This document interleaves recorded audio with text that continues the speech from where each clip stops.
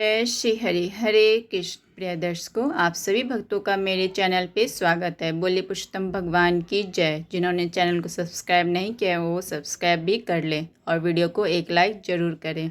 पुरुषोत्तम मास का व्रत करने वाले यह कथा अंत तक जरूर सुने, क्योंकि आज आप जानेंगे उद्यापन की वह पवित्र विधि जिससे व्रत का संपूर्ण फल आप सभी को प्राप्त होगा।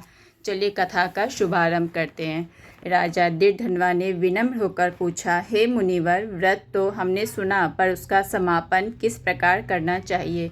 वाल्मीकि मुनि बोले, हे राजन, अब मैं तुम्हें पुरुषोत्तम मास के व्रत के समापन अर्थात उद्यापन की वह पवित्र विधि कथा के रूप में सुनाता हूँ, जिससे व्रत का पूर्ण फल प्राप्त होता है। मुनि बोले, हे राजन, जब पुरुषोत्तम मास पूर्ण होने को आए तब कृष्ण पक्ष की अष्टमी, नवमी या चतुर्दशी तिथि में श्रद्धा और नियम पूर्वक उद्यापन करना चाहिए। उन्होंने आगे कहा, प्रातः काल उठकर स्नान और नित्य कर्म करके मन को एकाग्र कर भगवान श्री कृष्ण का स्मरण करना चाहिए।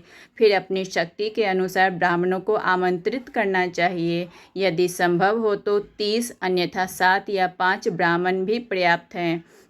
मुनि ने विस्तार से समझाते हुए कहा, मध्याह्न में एक पवित्र मंडल बनाकर उसके ऊपर 4 कलश स्थापित करें। उन कलशों में भगवान के 4 रूपों वासुदेव, बलराम, प्रद्युम्न और अनिरुद्ध का आह्वान करें। बीच में राधिका सहित पुरुषोत्तम भगवान को स्थापित कर विधि पूर्वक पूजा करें। फिर उन्होंने कहा, वैष्णव आचार्यों को सम्मान पूर्वक बैठाकर वस्त्र और आभूषण अर्पित करें। ब्राह्मणों से जप कराएं और चारों दिशाओं में दीपक जलाएं। इसके बाद श्रद्धा से भगवान को अर्घ्य अर्पित करें और उनके दिव्य स्वरूप का ध्यान करें। श्याम वर्ण पीताम्बरधारी, हाथ में वंशी धारण किए राधा रानी के साथ विराजमान। राजा यह सब सुनकर अत्यंत भाव विभोर हो गया। वाल्मीकि मुनि ने आगे कहा, पूजन के बाद ब्राह्मणों को भोजन कराना अत्यंत आवश्यक है। उन्हें प्रेम पूर्वक विविध व्यंजन, फल, मिठाइयाँ अर्पित करें और मधुर वाणी से उनका सत्कार करें। इसके पश्चात दक्षिणा, वस्त्र, गोदान और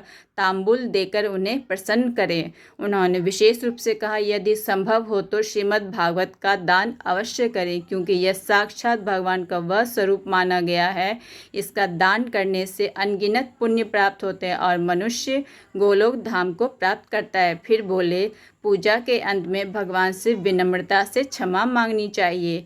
हे प्रभु, यदि मेरी पूजा में कोई त्रुटि रह गई हो तो कृपा कर उसे पूर्ण करें।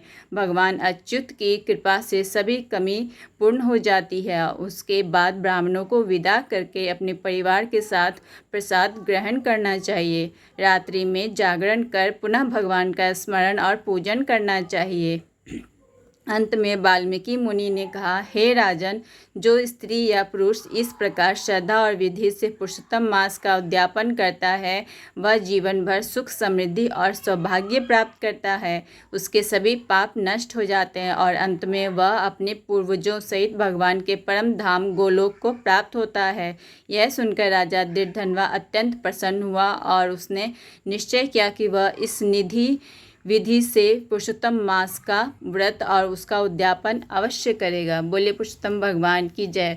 यह कथा यहीं पे समाप्त होती है। तो भक्तों, इस प्रकार पुरुषोत्तम मास के उद्यापन की पवित्र विधि पूर्ण होती है, लेकिन कथा अभी समाप्त नहीं हुई है। अगले अध्याय में एक और अद्भुत रहस्य आपका इंतजार कर रहा है। इसलिए वीडियो को लाइक और चैनल को सब्सक्राइब जरूर करें। बोले पुरुषोत्तम भगवान की जय। राधे राधे।